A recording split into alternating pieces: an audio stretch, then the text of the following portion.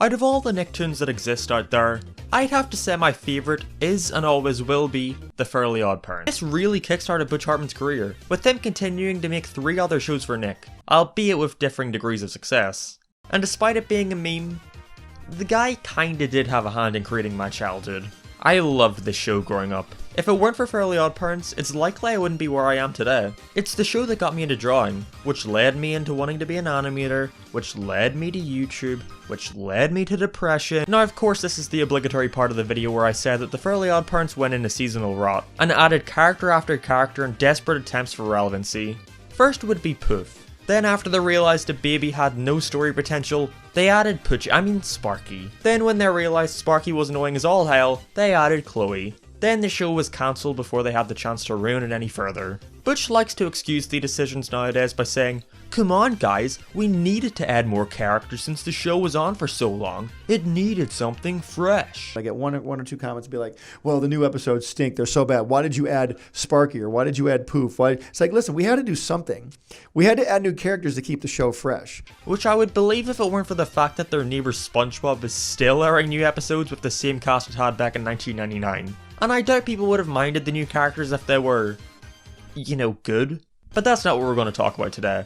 Instead, I'd like to focus on another one of the series' attempts to seem relevant and bring in more viewers, that despite a few reviews here and there, I don't really see many people talk about. That of course being the live-action Fairly OddParents trilogy of movies. And considering I usually like to talk about movies in bunches, I think it's fitting to talk about them all in one video, to see if they managed to capture what made the early seasons of the show so special, or if it's just as awful as the later episodes. The idea of a live-action Fairly OddParents movie is really bizarre. To me, the series really could only work as a cartoon, since the concept of wishing for anything could push the limits of reality as much as the writers wanted to, so why even make these to begin with? I don't know. Come on, you can't expect me to have all the answers here. I can only assume Butch was sitting on his pile of money one day like, Drake Bell is kinda hot.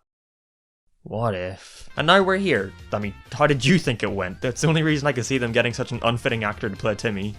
Let's just get into the first one. A Fairly Odd movie, Grow Up Timmy Turner. I wish I was Drake Bell! Okay, you're the boss!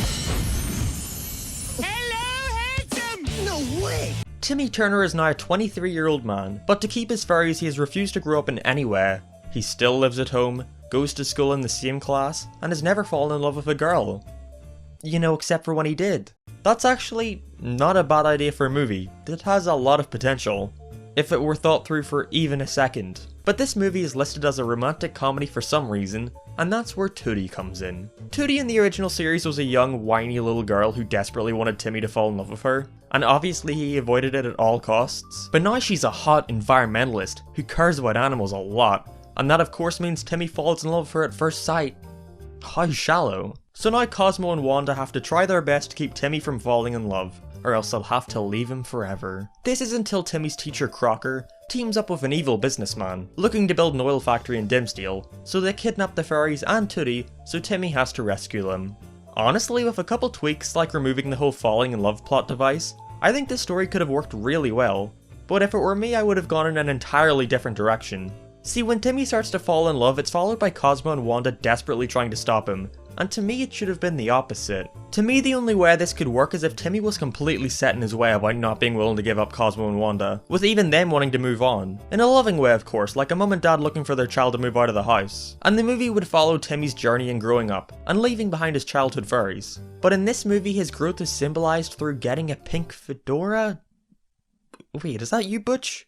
You sly dog. It would also do a good job at making Cosmo and Wanda the slightest bit likeable. A problem with pretty much all of Butch Hartman's characters is that they're usually all simple stereotypes with no depth. But the more that the Fairly OddParents went on, the more these characters were flanderized, and eventually became stereotypes of the stereotypes. So instead of being a pair of hopeless romantics who occasionally get in a kerfuffle... Yeah, I'm gonna go with that. I was sorry, and I would say I'm proud to be your wife, Wanda! In later seasons they became a pair of one-note obnoxious idiots, who came across like they couldn't even stand being around each other, and this movie has them at their worst. I don't think there's a single part in this film where they acknowledge that they're married, or even that they somewhat like each other.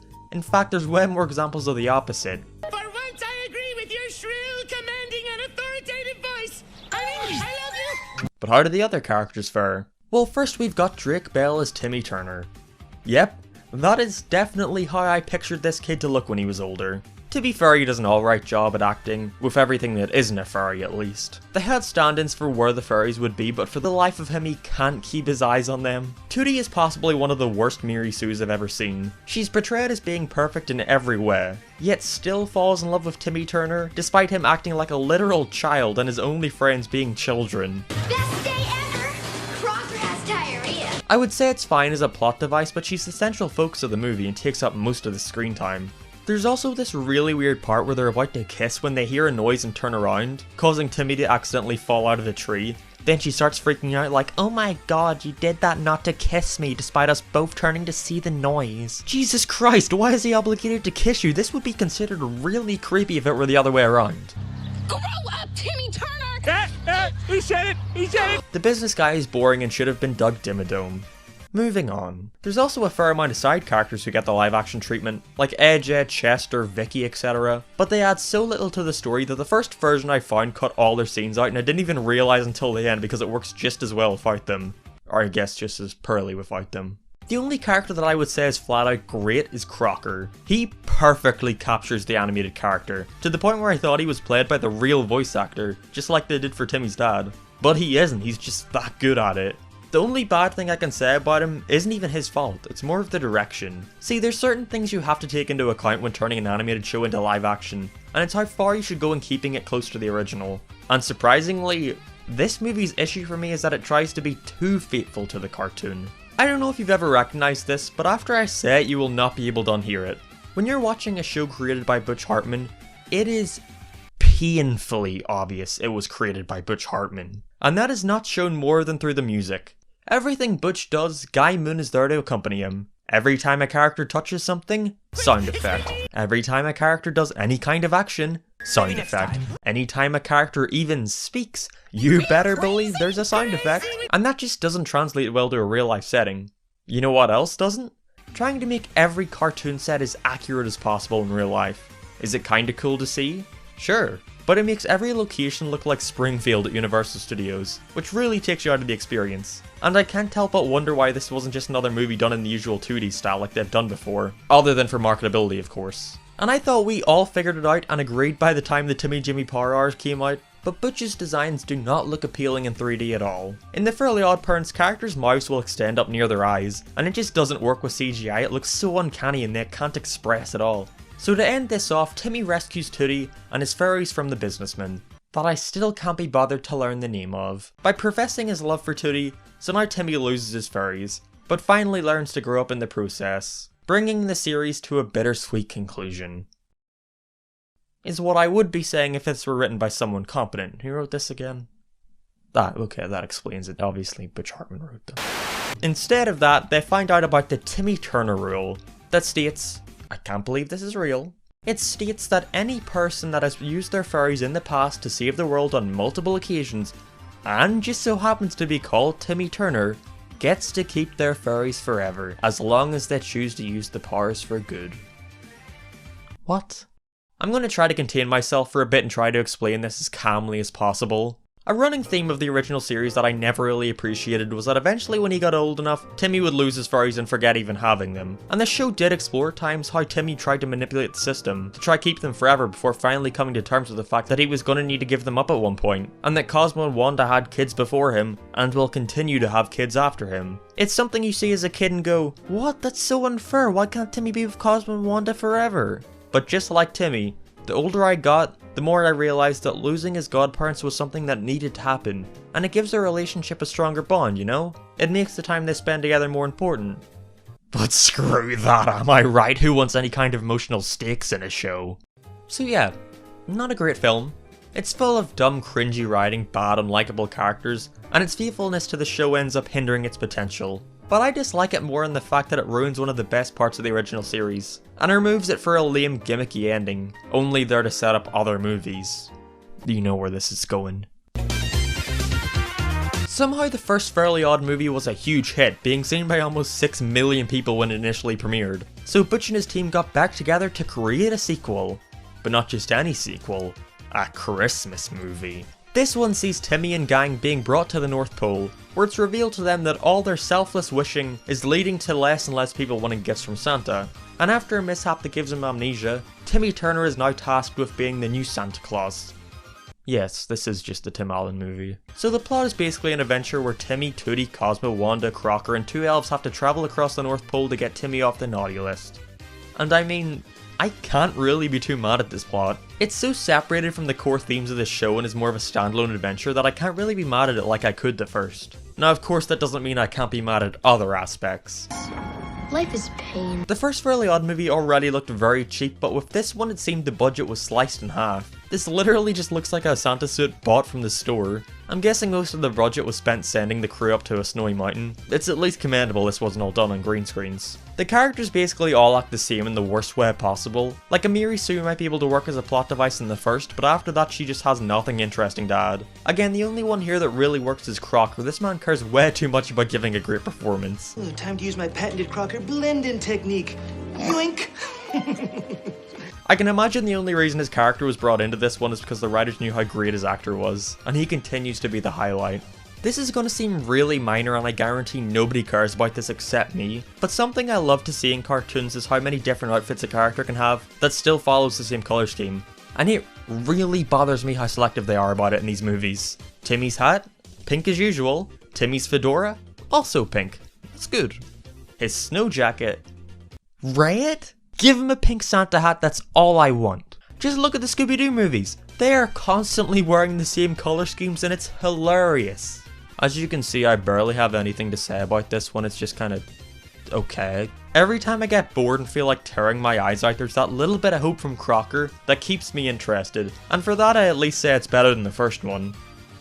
That's gotta be something. It also helps that it's got a very basic structure of the gang going to different set pieces with them eventually finding the elf that makes the naughty list, where he is taken off and is able to go around the world and deliver presents to the kids of the world. Oh, head, don't just drop them off like that, you're supposed to like throw them down into the chimney, they're gonna hit someone. Okay, whatever. After that, Timmy is congratulated for saving Christmas and the fairies and elves resolve their differences. Oh shit, that's right, I forgot to mention the elves. They add nothing. I'm sorry if this is a little anticlimactic, there's honestly nothing I can say about this one, it's just a fine children's movie and that's it. Okay, surely that's all. Timmy Turner's first jump to live action, I can see why that would do well. I doubt anyone cared about Drake Bell trying to save Christmas though. Nearly 5 million viewers? Was there really nothing else to watch that day? You know what, I can't exactly point fingers, I was one of those 5 million. And this brings us to the true epic conclusion in the Fairly Odd movie trilogy, Fairly Odd Summer. Like the yin and yang, this movie, instead of taking place in a freezing cold setting, has our characters visit an extremely warm setting. And by characters, I mean all the characters, like every single person in Timmy's life suddenly wants to go to Hawaii. His mum and dad are going as they've been given a check to set up a party for his job. Tootie has to deliver some science thing to a science guy. Jorgen is going because why not? And because he's still the best character, Crocker is also headed to Hawaii, where he crosses paths with Foop. Now Foop is a character that was added after Poof came into the picture. All the furries have an anti-furry equivalent that acts as the opposite of them. And of course that means the opposite of Poof is an actually interesting character. So despite them becoming friends and saving each other's lives in the first movie, Crocker now wants to kill Timmy again. And I can't really blame him. Look at Timmy, he's just constantly boasting about his furries everywhere in public, right there in the open. Remember how fun it was to see Cosmo and Wanda try to hide in creative ways in public? 3D models sure are expensive. And speaking of these models, it looks like their halved budget was cut even further because there's just no effort anymore to make them blend in with the real world. They end up just blurring the background to all hell most of the time to hide this fact. This is also the first time we get to see Fairy World in live action. This is gonna be so cool. What's the point if you're just going to use 2D illustrations? Anyway, I got off track. Foop and Crocker plan on stealing the power source that the furries use for their magic, and because Timmy is currently taking care of it, they have to steal it from him. By impersonating Mumpy Jones, that is like literally the exact same mask. This is also where the gang meets some brand new characters. Boy and girl. They have rich parents and their babysitter Vicky was tasked with taking them to Hawaii because of course she was. And from this, Timmy and Tootie help them to get away from her. That's all I have to say about them. I know I'm saying this for like half the characters, but they have nothing to do. I don't know why they're even added. So eventually Foop and Crocker make their way to a volcano after being stuck on the same beach set for the past 30 minutes of the movie, where Timmy arrives to stop them, and also save Tootie and the kids, because they were like stuck there, I guess. And also Crocker and I, because obvious dumb betrayal is obvious. Timmy grabs the power source and is ready to fight Foop in an epic action-packed finale. Oh my god, what the hell? Did they really kill Timmy? I gotta give props to you, Butch. That's a bold move. Oh, no, Butch.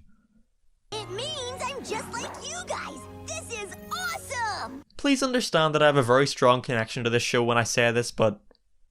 Come on, really? To me, the great thing about the Fairly OddParents was despite the magical setup, it had a very realistic heart. It was a great representation for how the people from your childhood aren't going to be in your life forever. The bad people and the good. And I don't think even Butch realised this, because if he did, turning Timmy into a fairy as the finale to the Fairly OddParents canon so we can always see Cosmo and Wanda is one of the worst ways to conclude the series. The only reason I got you guys in the first place is because I had a mean babysitter. I know I'll lose you when I'm older, so I'm not taking any chances until then. If that means a few more years of putting up with Vicky, then it's totally worth it. And honestly doesn't even make sense. Why does Timmy become Tootie's fairy godparent? She's a grown woman with a great life, and this isn't even the last time they'd do that. Again, I know I didn't talk about this one much, but like the Christmas movie, there's nothing to say. It is the worst of the trilogy, but it's just a really boring and generic kids film, and the only reason I remember it is because of the awful ending. So despite the title, Timmy never really grew up. He gotta stay a kid forever. The worst thing about this is that it makes one of the best episodes of the series, and in my mind the perfect conclusion to the show, entirely retconned. Or does it? I really need to know if this is canon or not to put my mind at ease. Thankfully one of my patrons reached out to Butch. Link in description. But he sadly didn't respond, that heartless son of a Butch. If only there were some other way to find out. Hi, it's me, Timmy Turner, and I just want to say all the Fairly OddParents movies starring Drake Bell are canon, and I love them all! Oh, thanks anyway, Timmy. I'm sorry about what Butch did to your show. Also, subscribe to LS Mark. Thank you! Thanks, Timmy. I appreciate it. But I'm gonna need to hear this from a more official source. If only there was some way I could ask Butch myself. But he's such a huge star, how could I even contact him? I loved working on the Fairly OddParents live-action movies. It was so much fun to turn, Timmy Turner into a live person. And then it was my idea to make the fairies into CGI characters. And we couldn't really afford to do them for the whole movie, which is why they turned into people halfway through the movie. So, here the question, is it canon? Are these stories canon? I would equate it to this. You know how there's the Spider-Man comic books? There's like 47,000 titles for Spider-Man. And then there's all the Spider-Man movies. And I think the Fairly OddParents movies are kind of like canon the way those Spider-Man movies are canon. They take pieces of the comic books, and make them into elements for the movie. Same with the Fairly Odd movies. We took pieces of the show and made them into 90-minute narratives that hopefully entertained people. Are they canon completely? It's kind of weird. I don't really know what to say about that because Timmy's all grown up. Gosh, I wish I had a more intelligent answer for that. I'm just being straight up with you. I wish I could tell you. Oh. Well, that was easy. And I think I drew a commission for you. So the Fairly OddParents, as stated in previous videos, is a show that I'm extremely passionate about. Looky, I even got this neat little Clef the Boy Chin Wonder action figure. It's actually the same one you can see in the background to some videos on, no, not today. So yeah, I love the Fairly OddParents. It's heavily influenced me in my style of comedy, writing, and making sure my character never faces forward. You don't want to see that. Rule of threes, that's another thing it taught me. Rule of threes, your majesty! And it even goes further beyond that. To me, what makes classic Fairly OddParents stand out against something like SpongeBob are the characters. Like, I personally think SpongeBob is 10 times funnier than Fop, but the thing that really draws me in are the surprisingly grounded character moments.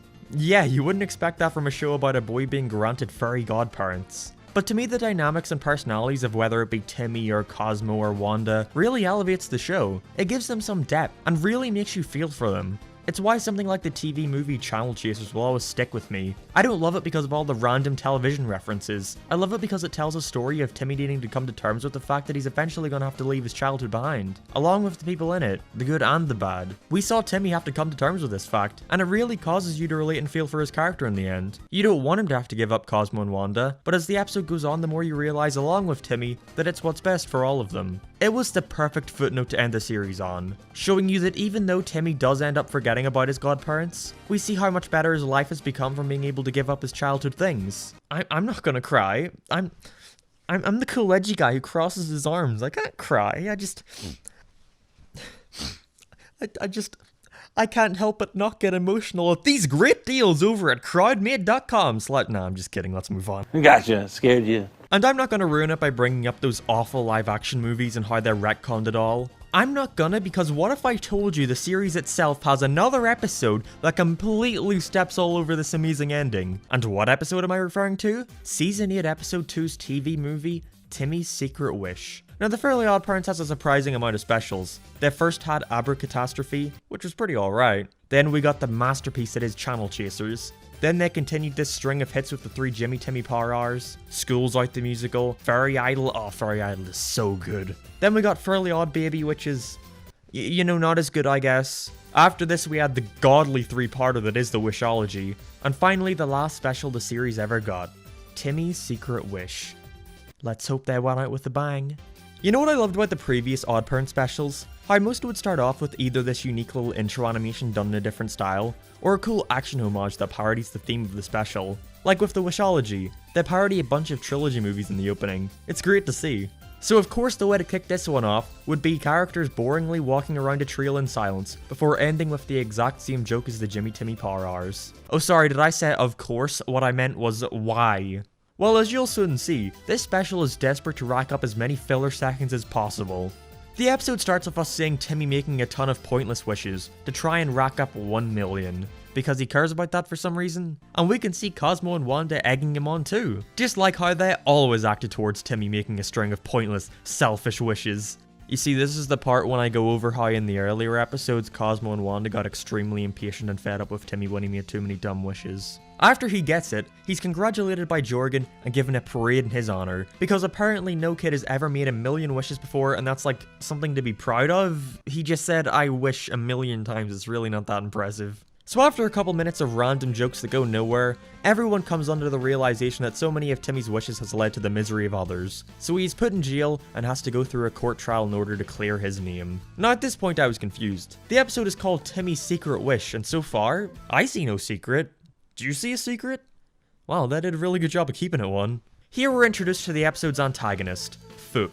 Poof's anti-fairy. So why isn't he just called Anti-Poof?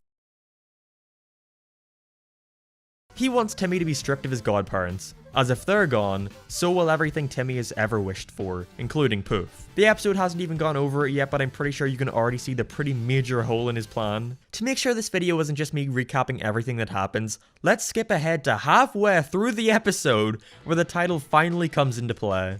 To convince the Fairy Council of Timmy's selfishness, he shows them that Timmy has made a secret wish, the worst offense a god kid could ever make, which is why it's only being brought up 8 seasons in. It turns out that Timmy has made a wish that makes sure everybody stays the same age as a way for him to never be able to lose Cosmo and Wanda. And Poof, I guess. I keep forgetting he's there. Because of this, the time is reset and we see Timmy 50 years in the future, who has now forgotten everything. So now he and Mr. Crocker for some reason must go back to Fairy World and set things right. This is possibly one of the worst cases of a ratings trap. It reminds me of the SpongeBob Truth or Square special, where they hyped up all this stuff only for it to be used as random cutaways made for a trailer. And that's what Timmy's Secret Wish is. It was made for a trailer. And there's only one way to find out. Don't miss Timmy's Secret Wish, the new 1-hour Fairly Odd movie premiere. It's so obvious they had no clear idea of what they wanted to do for this story, so they just padded it out with nothing. The pacing here is so slow. A fair chunk of this 44 minutes are just spent in a courtroom, with boring back and forth. This special has like 6 major scenes. We open with the Million Wishes stuff, then the courtroom, then they're all old for a bit, then they go back to Fairy World, then to this place called Pocanos, and finally back to the courtroom. with each scene just dragging on and on forever with no end in sight. Compare this to something like Channel Chasers or Schools Out the Musical. It's shocking to realize they're all the same length because those two are so dense, the plot is always moving forward. But here they just halt everything to tell jokes that really aren't as funny as they may think they are. And it's a shame because early Fairly OddParents was so funny. This show has some of the worst cases of flanderization I've ever seen. Timmy went from an average kid who no one understands, to a selfish kid who no one understands, because he's so selfish. Cosmo and Wanda have gone from a pair of hopeless romantics to a bickering couple who hate the mere thought of one another. Who finds this entertaining to watch? It's just a group of miserable people being miserable. And I've brought it up in my video about his other works, but later episodes just love the trope of saying, "Oh, that would never, ever happen." Then it happens and we all have a hearty laugh about it. They even have 3 of these jokes one after the other and acknowledge how overdone it's getting. But of course that's after this special's amazing opening song, A Million Wishes. You should look up this song, it's fucking awful. Fairly OddParents has great music. Again, I think Guy Moon goes way too overboard in the amount of sound effects he uses during episodes, but they've had consistently good music. My Shiny Teeth and Me, Give Us the Wand, If I Lived in TV. That one wasn't even used in the episode and is still amazing. They made it sound like the Friends opening. Ugh, I love it. So yeah, just like everything else, the song in this special sucks. It's just so boring and has no catchy rhythm at all. Since you were a youngster, you had a crummy life. An evil babysitter who chased you in the night. And the visuals are awful compared to the amazing choreography of the others. Then there are the parts where I'm like, did you read over this at all? I like how in every modern Fairly OddParents episode, they have to have the part where they establish that Cosmo and Wanda can't use their wands. So they said that magic can't be used in this realm, and then Foop just goes ahead and uses magic. I liked that part a lot. How about when they established that all wishes need to be documented, but nobody knew about Timmy's wish because he made Cosmo erase his memory after making it. So how did Foop get this piece of paper that clearly shows Timmy's wish being documented? It's not much of a secret wish if you write secret in big letters on top. I don't like bringing up the joke, wow, they didn't try with this at all. But after season 7, they really did give up on trying to follow any kind of rules for the universe. Which is kind of an issue when your main characters literally own a book called Da Rules. You know, like how Cosmo and Wanda will just fly around and play inside of humans, and will straight up interact with them multiple times. But it's when they decide to go back and ruin previous episodes that irk me. So the reason Timmy and Crocker team up in the end is because Crocker is what reminds him of his fairies. And he explains that by straight up saying something along the lines of, "Everybody knows the reason I'm so crazy is because I lost my fairy godparents in season 3 episode 8's episode, The Secret Life of Denzel Crocker." And I get that for the sake of a reference that's fine to keep continuity, but the reason Crocker is so insane is because he doesn't remember that he had fairies, and is trying to prove they're real. But now I guess he just knows they exist and has photos of them, like, that's physical proof, that's all you wanted this entire series. Not only did his wish melt the polar ice caps, it also thawed out Big Willie. If I were to have one positive with this episode, and it's a really minor positive, it's that I did enjoy the few references to previous episodes. But there should have been way more. Like in the place where all bad wishes goes, how about just flood that place with every bad wish Timmy has ever made? It increased the scope tenfold. But now we just see Superbike and those little alien things in the background for a few seconds. That sure was worth it. I just have the word hate written in my notes I took while watching this episode. You may think it's weird to feel this strongly about the Fairly OddParents and how much I care for its overall message and theming, but I don't know, I just do. Like, I bet the writer felt real clever about this time freeze wish. It's like a meta commentary that explains why Timmy and the rest of the characters never age, aren't I smart? But no, that completely ruins what you previously established. Again, Channel Chasers was all about him coming to terms with the fact that he needs to leave his childhood possessions in the past. It really stuck with me. I mean, I've clearly listened to that message. But for the sake of a dumb reveal, to throw away all that growth that Timmy had, just to say, nope, he's still selfish and wants to keep his fairies forever. And that's what really bothers me about this. So in the end, this for me was the exact moment where the Fairly OddParents died. I wanted to call the video that, but someone already did it. I'll get you next time, V in Fuso. I'll get you next time, V in Fuso. So when people try to tell me that it was Sparky or Chloe that ruined the Fairly OddParents, I'll just point to this episode. Sparky or Chloe could have worked if handled well. People like good, likable characters. And later Fairly OddParents just didn't know how to write that. I want to take you back to 2004. Well, I mean, sometime in the 2000s at least. I was 2 years old then. But I witnessed what I would consider to be some of the greatest crossovers in animation, the Jimmy Timmy Power Hours. And I gotta say it every time, yes, I know I pronounce it weird, get your comments out of the way now. Jimmy Neutron, boy genius. Timmy Turner! Boy! It may seem like an overreaction, but these 3 specials have forever set a precedent for me for cartoon crossovers and how they should be handled. Nowadays, they can seem pretty rushed, forgettable, or just consist of nothing but references for the entire runtime. But I like to reminisce about the days when Nickelodeon gave 2 of their most popular shows 3 one-hour-long specials to do whatever they want. I mean, for Christ's sake, it just works so well. You have one show about a boy who's got all this science and technology, and this other boy who's got magic, with one being called Jimmy, and the other being called Timmy. That is just the most perfect coincidence ever. I could talk for ages about each one of these in great detail. Maybe I'll make a video about them on their own someday, let me know if you don't want to see that. But, to sum it up before moving on to this video's real topic, the first one is a really fun experiment. It's less of a crossover and more of a, what if Timmy took Jimmy's place and Jimmy took Timmy's place? The pacing is very strange. After the 2 switch places, we basically just forget about the Jimmy stuff for the next 20 minutes. And after Timmy finishes his conflict in Retroville, we jump to see what he's getting up to then. I would have preferred more interactions between the 2, but at the same time, it's still really cool and fun with the highlight definitely being seeing the 2 switch styles. I don't care that Timmy looks weird in CG because the concept alone is just really cool. The second definitely has to be my favorite of the 3. It's the one I watched the most as a kid, and I think it's because it focuses more on the Timmy versus Jimmy aspect of it. An issue I usually see with crossovers is that the 2 characters meet and immediately become best friends.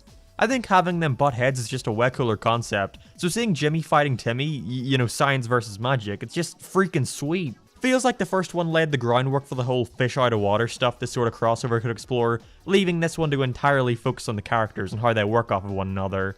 And finally, while I would definitely consider the third one to be the weakest of the 3, I still would never call it bad per se. We've already seen each character explore each other's worlds. We've already seen them duke it out. Seeing Jimmy and Timmy meeting each other just doesn't have the same wow factor it did in the first 2. But I don't mind because this special sort of realizes this too. I mean, it literally just starts with Jimmy looking through a portal like, whoa look, there's Timmy Turner. Like it's just some regular occurrence for him. So it just pairs them up together and lets them have fun for an hour. We've seen them butt heads for about 2 hours at this point, so it's nice to see them get along for a change and try to have a good time with each other despite realizing how different their personalities are. So yeah, while it's definitely not the most impactful and the story really just seems like it isn't worthy of being this epic finale to the trilogy, I still think it more than makes up for it in terms of the character interactions.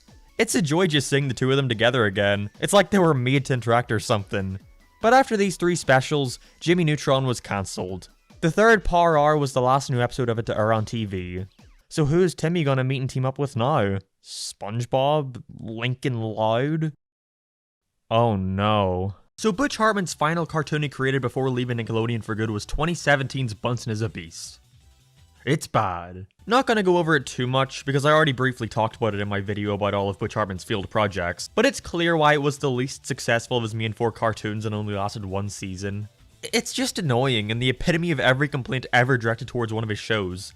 Annoying one-note characters? Yep. Constant sound effects? Of course. Characters that scream every single line? Well, it just wouldn't be a Butch Hartman cartoon without it. It just feels like at this point Butch was completely creatively bankrupt and was desperate for another show. I think a big issue that he has is that he's almost too versatile. He always brags about how many show ideas he has.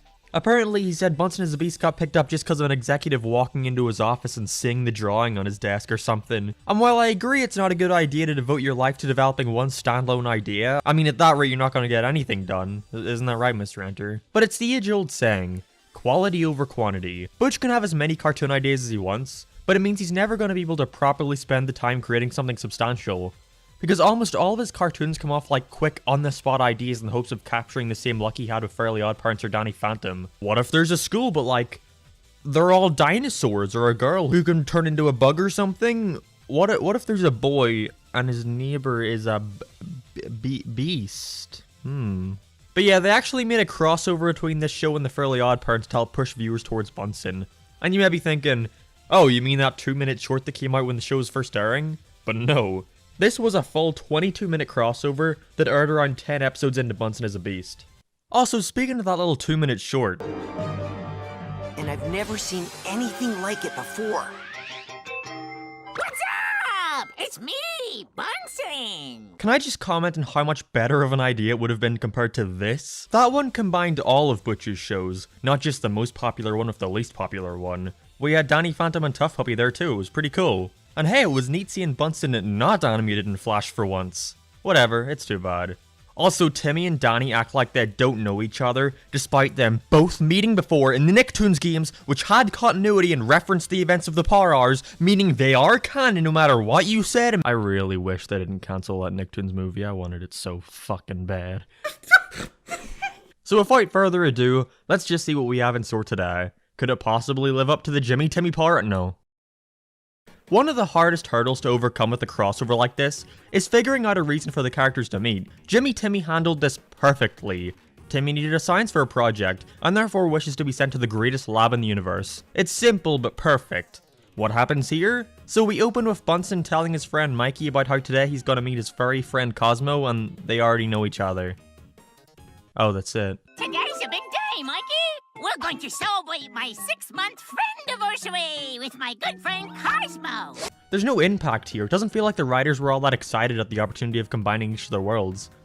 They just meet in the most uneventful way possible. They just have a portal to Dimsteel. Wow, exciting. Again, remember how cool it was to see Timmy and Jimmy hate each other for 2 specials? It was a proper rivalry. And that made it interesting. It makes complete sense for these characters hating each other. But I guess that's just too complex for this show now. Everyone's friends all the time. Hooray! The conflict comes from Crocker trying to capture Timmy's furries. How special. But this time he's teaming up with the classic antagonist, Amanda from Bunsen is a Beast. Otherwise known as a literal child. What a team up, I'm so intimidated. I want to try and describe the plot of this episode, but there's nothing. Just simply nothing. It genuinely feels like Nickelodeon forced them at gunpoint to make a crossover between these new shows, and nobody was interested in doing it. Not even Butch Hartman. He couldn't even be bothered to step in and write or direct this one. He wasn't involved at all. He didn't give a shit. And remember, it's not even a case of a good show crossing over with a bad show. This is season 10 for Fairly OddParents, aka the bottom of the barrel. I know, you're probably getting sick of all these Fairly OddParents videos, but... Well, first of all, it's been 6 months since my last one, I deserve this. But there is just so much I want to say about this show. It was once my favorite cartoon of all time, and a video discussing the entirety of season 10 is definitely something I'd want to do at some point. But to sum it up, the animation is terrible. Midway through season 10 they switched to Flash and it just doesn't lend itself to the style at all. It's way too fluid and the characters feel lifeless. Timmy has gone from a 10-year-old to a 3-year-old. He's so short and his head is massive, it just looks bad. And they don't even draw the furry's feet as little triangles anymore, they're rounded off. Whose bright idea was that? Then we've got the characters. Oh, I'm sorry, I mean here we have the one-note stereotypes. And that one note is an E. Every character just screeches their lines, and they tell one simple joke with them over and over again. Cosmo is definitely the worst case with this. They literally treat him like an infant. Cosmo, shiny object! Ooh, shiny! Wanda, take it away! The running gag throughout the episode is that Cosmo can't perform the wishes he's given properly, despite him being able to do that just fine for 10 seasons. I hate it so much. Again, they really just don't know how to fill a runtime. So Cosmo and Bunsen are meeting to celebrate their friend-iversary. That's it, that's the plot. It's just going through the motions. None of these characters have anything to do. Bunsen's friend Mikey just spends the whole runtime making dumb wishes, and by the end he has to learn, you know, maybe he shouldn't have been asking so much of Cosmo and Wanda. But this character development is motivated by nothing. Timmy warned you like 50 times not to make so many wishes. But then halfway through they decide to just have Timmy's dad pal along for the rest of the episode because he's brain dead and doesn't realize that Cosmo and Wanda are furries. Speaking of, why is Mikey allowed to be with Cosmo and Wanda? Wasn't that against, oh I don't know, the rules? You know, the rules that states that Timmy must keep his furries a secret, and if anyone finds out they'll be taken away from him?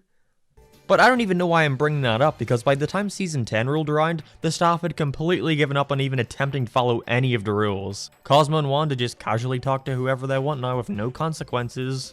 Where's Chloe? Why does this show have such a fascination with introducing random characters, then removing them from the timeline expecting nobody to notice? I didn't even realize this until recently, but there was a point in the show where they just straight up removed Poof and sent him off to school for a while. Then remember Sparky? He just disappeared. I guess Timmy wished he'd be taken out back, if you know what I mean. And season 10's big selling point was Chloe, the new girl in town. But they didn't even bother bringing her in here. I don't understand. You know what else I don't understand? how these two shows somehow managed to mix worse than Fairly OddParents and Jimmy Neutron. On the surface it may seem like they both share the same Butch Hartman art style, but there are so many minor inconsistencies that stick out even more because of this. Like how her and Bunsen as a Beast are usually just random clumps of circles, with Fairly OddParents being really straight and more simple. Same goes for the backgrounds, or how Bunsen gives characters slight highlights at times. Jimmy Neutron and Fairly OddParents animation styles couldn't be further apart, so they ran with that and even made jokes out of the 2D versus 3D styles. It's not only funny, but it's genuinely really cool to see them pull it off to mixed results. What do they do here? They make a joke about Crocker's ear being on his neck. Sad old man with ears on his neck who's going to grow old alone with a hairless cat. But it's hardly a joke. They really like pointing that out in later Fairly OddParents episodes, but it's not as funny to me because they're trying to joke about an awful design choice and make it seem intentional, when I know for a fact Butch 100% did not even realize he put his ear on his neck. I know I've been jumping a lot between points in this video, but it just baffles me that this even exists. It's just a group of characters pissing about for 20 minutes with nothing to do.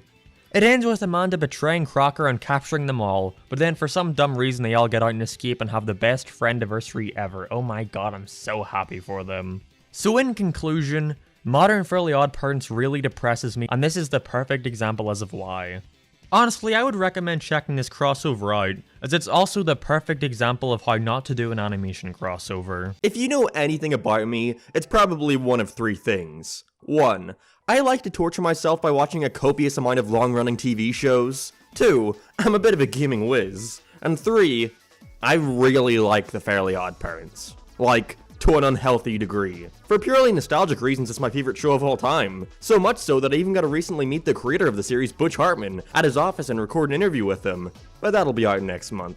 I really don't know what it is. Despite it being my most favorite series of all time, I find myself only sticking to watching a handful of episodes. It's like a comfort show, I suppose. If I were to sum up my thoughts on the entirety of Fairly OddParents, I'd say maybe 15% of it is really good, 15% of it is really bad, and 70% is just like, whatever. That's not to say that 70% isn't worth watching, it's just, you know, alright. As a kid, I always favored the episodes where I was really interested in the wishes Timmy makes, like turning invisible or having a voodoo doll collection of all his friends and family. But the older I got, the more my attention started to veer towards the episodes where the wish took a backseat to the story and characters. That's the main draw of the show to me. Our protagonist Timmy Turner lives in a really basic world. It has a very 90s way of world building, where each character outside of the main three just sort of serve one purpose, who do the same thing in every episode. Vicky is always introduced to be the evil babysitter, Mom and Dad are always leaving without him, Crocker is always gonna be a dick and give him Fs. They're all extremely simple and basic. It's like a comic strip in a way. Every character is just there to serve the exact same purpose each time. This may sound like a negative, but I actually think this is perfect. It allows the show to almost entirely focus on the wishes, and how they affect Timmy's life, how they shake up his status quo. Oh yeah! Well, you know what I think? Who cares what you think? You're a girl now.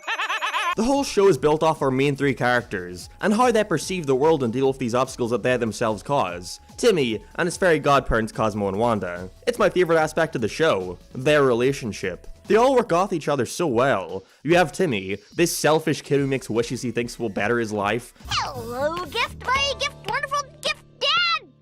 Gift! Only to soon realize that just because he can wish for something doesn't mean he should. Any dad can go out and buy a bike.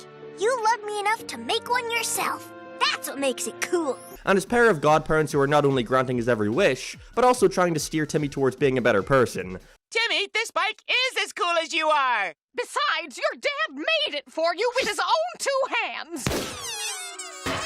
The lovable idiot but well-meaning Cosmo, and the more cautious and responsible Wanda. The writers did such a good job at establishing their relationship with each other in the early seasons. But sadly, like most shows, over the course of its run, things started to change. Both of their main traits got exaggerated so much, to the point where their current incarnations are almost unrecognizable compared to how they were originally portrayed. The pair of hopeless romantics were turned into an uncomfortable, bickering pair who couldn't stand to look at each other. And that's what I want to look into today. Let's do a deep character analysis of Cosmo and Wanda, to try and pinpoint exactly when, how, and why they started this character shift. Now, if we're going to look into Cosmo and Wanda's character, and how much they degraded over time, then it would make the most sense to start at the beginning. No, not that beginning. This beginning. This is the unofficially dubbed Season 0 of Fairly OddParents, airing as part of the Oh Yeah Cartoons block that Nickelodeon did back in 1998. being a collection of short cartoons with one of them of course being the Fairly OddParents. This season 0 was different to the final series in a lot of ways. Timmy was more of a straight man, we didn't see mom and dad's face, Vicky acted more like a regular teenage girl, and possibly the biggest difference, Cosmo and Wanda. In this first batch of episodes, Cosmo and Wanda came off like newlyweds. They were obsessed with each other, constantly calling each other silly nicknames, and were so into themselves that it even caused them to neglect Timmy at times. Ooh, may I, Pookie? Of course, Stallion. I love this Cosmo and Wanda, they're so sweet to watch on screen together. You can really tell they love each other, and it's something that was almost never carried over to the actual show. Something else that wasn't carried over? Cosmo's voice. We want to help you. We're magic. Ooh, magic. Ooh. Wanda's voice was a little different in these shorts, but it still sounded like Wanda at the end of the day. Cosmo, on the other hand, Woo woo, baby, woo woo.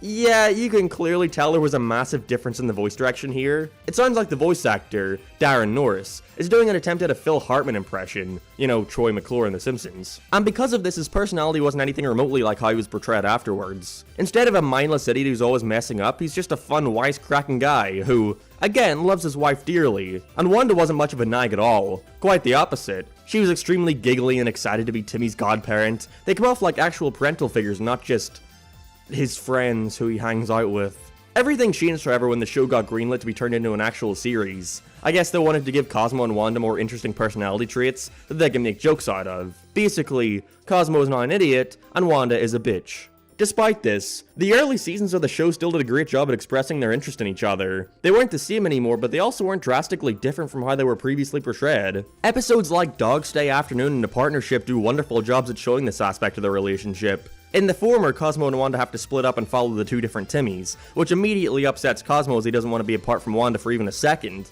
I was genuinely surprised at that rewatching this episode. I forgot he didn't just always hate the very existence of her and wanted rid of her by any means. I married the smart one. I married the... Willie's cute, right? And the entirety of A Partnership is focused on their relationship, and Wanda proving how much she cares about him. You know, she's the one who actually has to make things up to him, and not the other way around, which is such a common trope. Although, as we all know, that didn't seem to last very long. A very normal thing to happen to long-running shows is that when new writers come in and have to try and come up with new and original concepts for the series while also upping the stakes, a very common thing to happen is for certain characters' most basic fundamental traits to be exaggerated to the nth degree. This happened with literally every single character in The Fairly OddParents. Instead of an average kid straight man, Timmy was turned into an annoying, dumbass kid who screams a lot and makes this fucking stupid noise. Humor. Vicky went from a bratty and self-entitled teenage girl to a fucking supervillain who was part of a cult and tries to murder Timmy with wacky Saw parodies. Dad, much like Cosmo, went from a well-meaning guy who loved his wife so much to the point where he neglected his own son. And I love your mom! But I can wait. To a one-note idiot who tries his best to avoid his wife at all costs, and also starts interacting with the fairies for some reason, like, doesn't that break the biggest fucking rule of them all? Cosmo and Wanda definitely had it the worst though. They just became miserable to watch. It didn't seem like they enjoyed each other's presence at all, and at best were just indifferent towards each other. Cosmo was no longer just a lovable, well-meaning idiot. He was fucking brain dead and could barely function on his own. But at the same time really hated Wanda and always gets on her for being a nag. And Wanda, well, she just turned into a fucking nag. Move faster, dirty one! And comb your hair! And nag, nag, nag, nag, nag, nag! It seems like the writers felt it easier just to amplify these basic traits, as it was more simple to write jokes out of this than, you know, trying to write clever jokes. It's much more straightforward to just write a basic baby joke where Cosmo is rude to his wife. Oh dear, this universe makes my hips look fat! What universe doesn't? Thanks for the paycheck, fucko! I think the birth of their baby poof also did nothing but make this worse. Again, at the start they felt like newlyweds, constantly in the honeymoon phase where they loved everything about each other. But like I said, it was a phase that very quickly faded. And I don't think I would have even necessarily minded this if I knew it was intentional. Like, have Poof be the reason. When he came along, they only kept pushing them further and further apart. They were miserable around each other. But have that be an actual part of the story if that's what you wish to do. Have the stress of a new baby be what pushes them away. Again, this would have been okay. You know, if they actually started exploring the fact that Cosmo and Wanda were getting more sick of each other. Do something interesting with it and bring it up as a plot point, so you can eventually get them back to the way they were. But I don't think that's the case, because I cannot for the life of me believe that this was an intentional decision fueled by anything other than just finding it easier for the sake of comedy. But like I've discussed in previous videos, The Fairly OddParents really isn't that funny of a show. Sure, it has its moments, but the main aspects I enjoy are the small character quips, and how charming they all are around each other. Cosmo and Wanda being nice and in love with each other surely wasn't funny, but it was sweet. It got you to invest in these characters because they all just loved each other so much. In the Fairly OddParents movie, I don't think there was a single time where Cosmo and Wanda genuinely expressed the fact that they loved each other. I think at most Cosmo begrudgingly said it after insulting her. For once I agree with your shrill, commanding, and authoritative voice. I love you. Don't worry, Wanda. You'll always have me. Like, what happened with these guys? How did we go from this Yeah, Wanda and I have been married 9,895 years today! to this? It's our anniversary, Cosmo! You forget every year! By the time the show had ended, things had only gotten worse. Much, much worse. Their essential traits were only further exaggerated, on top of the already exaggerated versions. They really just gave up in Season 10 in general. There is no effort at following any kind of rules or consistency. Cosmo and Wanda are freely spotted by other characters. Timmy has to share his furries with another little girl. Vicky doesn't bother hiding being evil around Timmy's parents. His dad also becomes brain dead. It just became a miserable show to watch. And I think the change in Cosmo and Wanda's relationship are a great reflection on the show as a whole. It went from a simple, charming little series about a kid down on his luck being granted a loving pair of guardians, into a painful series that tries way too hard with its lame gags to make you laugh by showing you a cast of characters who are nothing but pricks to each other all the time. Like I said, the entire thing that tied the show together for me was the relationship between our main three characters, Timmy, Cosmo, and Wanda. And when you go and mess with that for the sake of a cheap and easy gag, it just destroys everything, and ruins that connection with the audience you had spent so long trying to build. I'm very worried about the upcoming live-action Fairly OddParents reboot. I really don't trust the new writers to make a series that's faithful to the original. I can only hope, or wish I guess, that they do the characters justice. However, I sadly think that's not gonna happen. For most of the show, Cosmo and Wanda were portrayed as these spiteful people in a loveless marriage. That's the version of the characters people know the most. So I feel like those are the versions we're gonna end up seeing be brought to live action. Again, fucking hell, those movies were so bad. That title is no lie. There really exists a 3-hour-long Fairly OddParents movie out there. The reason you may not have heard about it? It came out in Season 7. The most hype moment as a kid was when your favorite cartoon was getting a big special event. Networks would hype them up for weeks and weeks, making sure it was drilled into your mind that you need to tune into the network at that specific date and time, or else you'd be a big idiot loser for missing out on it. I recall once in the UK when I was growing up, Disney Channel were airing the Beak special episode of Phineas and Ferb, where they build a superhero outfit, while at the exact same time Nickelodeon were going to be airing their iCarly special where Freddy jumps in front of a moving vehicle for Carly, and now she finally likes him. Holy shit! Deciding which of those to watch was the biggest dilemma I had ever faced in my life at that point. God, please take me back. No cartoon out there to me was as good as doing specials as the Fairly OddParents. With the series being a massive hit right out of the gate, Nick were willing to greenlight as many special events as Butch Hartman wanted. Starting with the 3-parter Abracatastrophe, which at that point was the most dramatic, high-stakes episode in the entire series, and clearly a lot of people loved it, with it reaching an enormous 4 million viewers. From there, the Fairly OddParents managed to have banger after banger. Of course, there's the series' magnum opus Channel Chasers, but there was also Fairy Idol, Schools Out the Musical, the Jimmy Timmy Power Hours, and even less positively received ones like Fairly Odd Baby managed to have me super excited as a kid. Later into the show, they had really stopped caring so much at keeping up with the strong continuity and lore they were building up to. You could have an episode from Season 5 feature Timmy having to face off against a character from Season 3, who's teaming up with the villains throughout the first 4 seasons by using wishes he had gotten back as far as Season 1.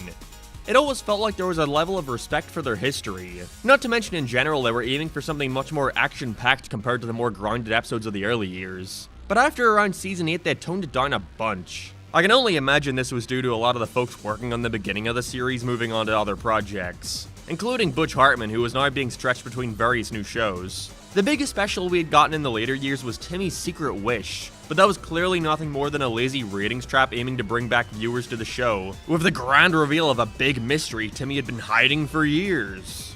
If you want to find out what that wish is, go check out my video on it from a few years back. That's what I call a promotion. Before all that though, the Fairly OddParents attempted to do what would be at the time, and even to this day, the most ambitious special in the entire show's run. That being the 3-hour-long movie, the Wishology trilogy. Also, if anyone tries to claim that these all count as separate movies, I don't want to hear it because I got Butch Hartman himself on my side. The network came to me, they're like, okay, we want to do a 3-hour Fairly OddParents movie. I'm like, okay. Channel chasers to me and a lot of other folks out there felt like the de facto finale to the Fairly OddParents, showing Timmy coming to terms with the fact that he's gonna lose his godparent someday, and we even get a glimpse of the person he eventually became. But the Wishology was promoted as something to top even that, a giant world-shattering event that calls upon Timmy and all the allies and villains he's met throughout the entire series, needing to team up to take down a common foe. In my eyes, that would work just as well as the finale to the show, although there is one small issue that affects that. Apparently they're not very good. These were my favorite episodes for the longest time. I vividly recall seeing ads on the TV calling you to come back the next day to see the next part, and I was all there for it. I adored this shit. When I started watching YouTube reviews though, I'd see people said they didn't hold up very well. And I couldn't even process that idea. Of course they're fucking good, it's the goddamn Wishology. So, keeping all that in mind, I suppose all that's left to do is finally revisit the Fairly OddParents Wishology trilogy, and see how I can potentially destroy one of the last remaining pleasant memories from my childhood.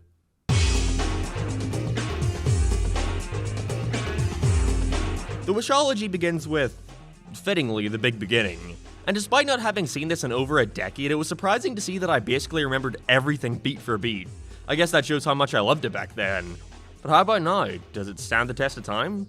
I always enjoyed the way they opened this one, with it basically being a big self-aware parody of the fact they're doing a trilogy, with us seeing different parodies of famous movie trilogies like Harry Potter, Lord of the Rings, and The Matrix, topped off with some really awful CG. We're still spinning! Also, I know Harry Potter isn't a trilogy, don't question that. Not only is this just cool in general, like I love Lord of the Rings Timmy's design, but it's also a great continuation of the intro to the previous 3-part special, Abracatastrophe, where they parodied Star Wars, Spider-Man, and Jurassic Park. Like I said previously, Fairly OddParents always felt like it had some level of respect towards its history, and this is a great setup that even manages to tie into the main story, by leaving you questioning what Jordan means at the end.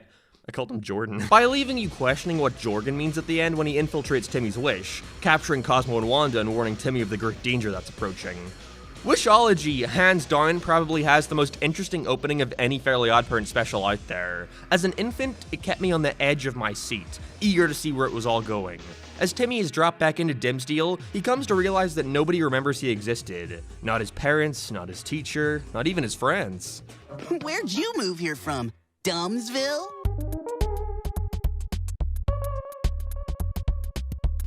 And even worse, Cosmo and Wanda are nowhere to be found, with his only bit of information being that these giant robots are looking to destroy him, being signaled anytime somebody says his name. There's very much so a mystery angle throughout the entire thing, with Jorgen later informing Timmy that Fairy World is under attack from the darkness, quite literally the most generic villain in all of fiction. It's just darkness. Wonderful. With this info, Timmy is let known that he is the Chosen One, destined to defeat the darkness and restore peace to Fairy World, and with nothing more than a cryptic riddle to solve, he has to set out on his own to save the world. The stakes here are higher than ever, and I love it. In the beginning of Abracatastrophe, Timmy was given a bunch of shit from the other magical creatures that would later help him in eventually trying to defeat Crocker. They even make a fun little reference towards the magic muffin in the Wishology. No, not that one. But here he's completely defenseless, stranded in Fairy World with no immediate way of getting back home, needing to figure out how to get the White Wand all by himself. This is really cool and builds up the tension well, although I will say there's way too many times where they bring up random MacGuffins out of nowhere to push him along, like randomly having his own Batcave under the house, which he only brings up once it's necessary for them to somehow get Timmy to Vegas.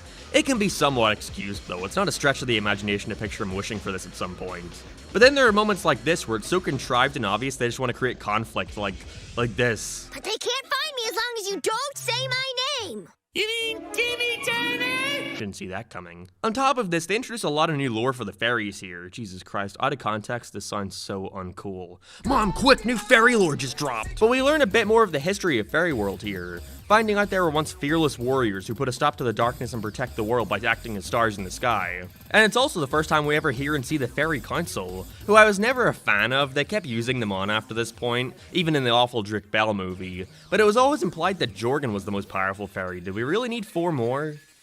Also, I like that the protectors of the wand is literally just Kiss because Butch Hartman really wanted to meet the band. I mean, I can't blame him. If I had my own cartoon, I'd want to meet my hero Curious George too. My biggest issue with this part of Wishology is that there's nothing in terms of character development. I don't need anything major, but specials like Channel Chasers to me is often regarded as the best in my mind, as not only does it feature an action-packed experience filled with twists, turns, and Alec Baldwin, but it further excels where the others hadn't in giving Timmy a deeper arc, of learning that he can't rely on Cosmo and Wanda forever and eventually needs to grow up. But in Wishology, the biggest thing going on with Timmy is he doesn't know what to do as the Chosen One.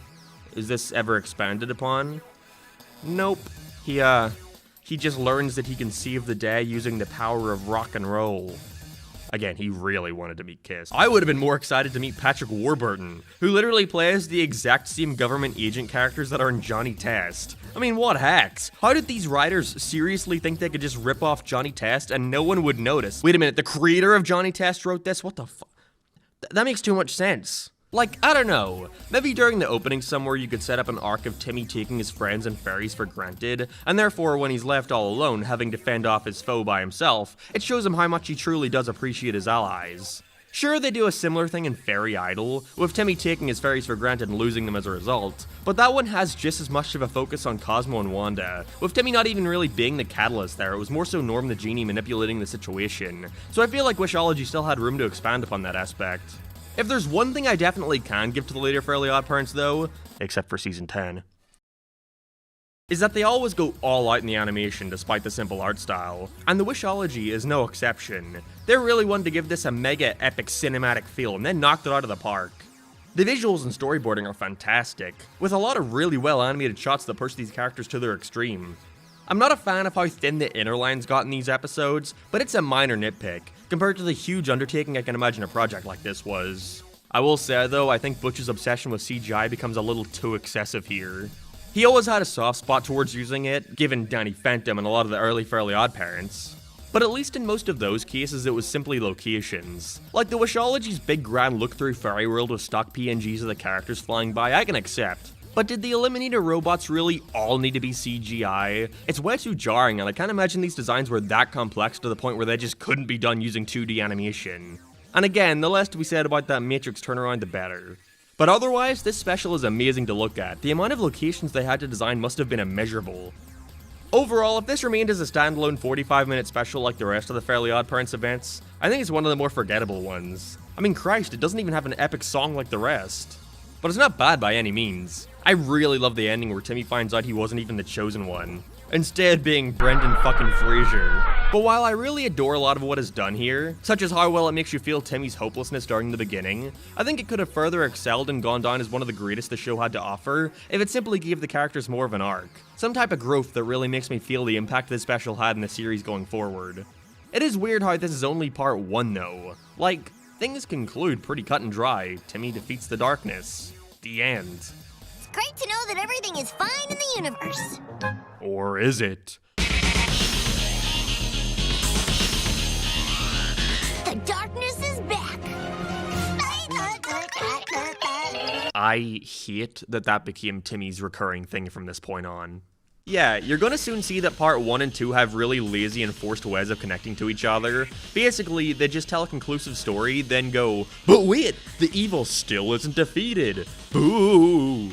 I don't know, it's just with a villain as bland as, again, the darkness, I feel like either find a better way to connect them or come up with a different villain to occupy this part. Wishology Part 2, the exciting middle part, picks up right where the last one left off. Furry World is celebrating as Timmy has seemingly defeated the darkness once and for all, and is relishing in all the attention he's been getting for saving the world. This is until, predictably, the darkness returns and calls Timmy into action to put a stop to it once again. Yeah, there's not much to it. They spend a lot of time at the beginning showing all the cool stuff Timmy is doing now that he's famous, and because of that, once the plot actually kicks in, it just feels like the first one. It's mostly a bunch of chase scenes, with the robots trying to eliminate Timmy. Despite this though, I actually think I prefer this one over the first for quite a few reasons. That mostly comes from me trying to look at it from a more objective angle though, because if you watch this right after the first, it feels like you're just seeing a different take on the same concept. After returning home from his life of attention, Timmy returns to Earth to be met by Mark Chang, who informs him that the Eliminators are not only back, but have stolen their planet's fakifiers, and can now shapeshift into whatever they want. They can also absorb the powers now, like Kirby, and just have them for themselves. That just comes out of nowhere. From here, Timmy learns that there's actually a second wand that he needs to try and retrieve, with him once again not knowing how to find it. Again, watching it after the first, it's painfully repetitive. But when I try to look at it like the writers had two ideas for where they wanted to go with this plot, couldn't pick one and just decided, fuck it, we'll do both. I think this one is definitely a stronger take on the idea at hand, mostly by utilizing a lot more elements from the Fairly OddParents lore. Honestly, if you wanted to, you could just skip the first part entirely and go right to the second. All you need to know from that one to understand the second is that Brendan Fraser is here playing the role of the true Chosen One, Turbo Thunder. He really doesn't do much here. His whole purpose is just to have one moment at the end where his bad attitude helps Timmy find out that he really is the true Chosen One. For it was I, Turbo Thunder, who trained himself for many years to harness my turbo power to defeat the darkness. And I would have too, if I wasn't late. You stink! Other than that, the same thing is done here, just with a different twist. Timmy has Cosmo, Wanda, and his friends and family all kidnapped by the darkness, leaving him stranded. Except where this one takes a different direction is with him and Mark Chang enlisting the help of all his main enemies throughout the series, like Vicky, Crocker, Dark Laser, and who could forget Flipsy? This is an aspect I felt was sorely missed in part 1, so it's good to see each character at least get a little bit of time to shine. My favorite definitely being Timmy finally having to admit to Crocker that he has fairies. Tell me you have fairies and we have a deal! I have fairies. No use in denying it! Oh man, that was anticlimactic. Overall, I'm just glad to see it's way funnier in general. I'm not a fan of how because it's a new part they have to start setting up new running gags like Poof being into karate, but compared to the first I find myself laughing at way more moments here. Okay, wisdom of a smart animal boy. What do we do now? Run! Although for every good moment we have another groan-worthy one, like the big unsubtle Star Wars parody where Timmy not once, but twice turns to the camera to say, Okay, now I know I've seen this somewhere before. all it made me think about was the Johnny Test episode where they make that exact same joke. Seriously, Scott, have you just got a bin of jokes that you regularly pick from? And again, what makes me enjoy it more than the first is that it involves way more of Timmy's friends and family. Even having the moment that blew my fucking mind as a kid, where his parents and friends interact with Cosmo and Wanda. I could not comprehend what I was seeing. It was like every card they could have pulled to get fans excited, they were pulling. That and a thick head of hair for AJ, but he just chose not to. Once again, like the first, my biggest issue with it, aside from the terrible looking CGI rock monster, is that they don't go far enough with Timmy and giving him some kind of change. Which is only a shame because there were so many ways they could have gone with this. They actively go out of their way to bring up interesting details only to never expand upon them. Such as 1. During the first 15 or so minutes, we see Timmy revel in the fact that he's beloved throughout the magical world, with Wanda constantly getting on his ass over the fact that he's been spending all his time in Fairy World and needs to eventually go home. That's a really neat concept that they've never explored before. The whole theme of the show is that Timmy's got an incredibly shitty life back on Earth, so I'm surprised they never wanted to play with the idea of Timmy wanting to spend all his time away from Earth, and not wanting to go back home. Throw in a bullshit moral about him needing to face his responsibilities and get a grip on his reality. Sure, they did that back in Tim Visible in Season 2, but this is a way more higher stakes version of that. Especially because Timmy builds a great case for why he should stay in Fairy World. Nobody gives a fuck about him back on Earth. Not even Nick. Put him in the new racing game, I swear to God. 2. Throughout the entire beginning as well, Timmy is really set up to have let this Chosen One thing go to his head, despite not even thinking at the time that he was the real Chosen One. But when it's revealed that he's being called into action to fight again, he shits himself and runs away, trying to pass the buck off to Turbo Thunder. They never really do much in regards to Timmy realizing that he's kind of a bitch and needing to build up courage. They attempted at the very last possible second, but by then it's too late, which leads us to number 3, the ending. The ending to this part had me on the edge of my seat as a baby. It was earth-shattering. The whole promotion when it came to these specials, which in and of themselves are very lame as they literally spoil what happens in them in an attempt to hype you up. Like for example, this one ends with Timmy supposedly dying, but the credits have a promotion for the next part that not only shows he's fine, but also the attire he'll don for the final encounter with the darkness, but either way. All the ads for this one were like, this time, Timmy Turner is gonna have to sacrifice himself? And you think it's gonna be this big moment that the special builds up to, but no. After Timmy finally meets up with his friends, families, and fairies after so long, he comes to realize that the darkness wants him, and so to protect the ones that he loves, he jumps into the black void, sacrificing himself for the greater good. Now this would be really cool and serious. If anything throughout the whole special was building up towards this heroic act. Like I said, the theme of him taking everyone for granted and being selfish would have really paid off here. But because at this point in its run, the show's only two goals are to be A, action-packed, and B, lol epic funny, they never even attempt to build up to anything here. As a 6-year-old boy, Timmy and Trixie finally kissing was enough for me to be satisfied, but as a 20-year-old, I don't know, I think I just require a bit more out of my children's cartoons. Still though, Wishology Part 2 doesn't feel like I'm watching an exciting middle part, it just feels like I'm watching the big beginning, but more biggerer. Like I said before, I actually managed to prefer this one over the last, through the better utilization of things I would expect in a Fairly OddParents event, mainly the use of more of their secondary cast, along with a better cliffhanger ending that makes you want to find out what happens next. Speaking of.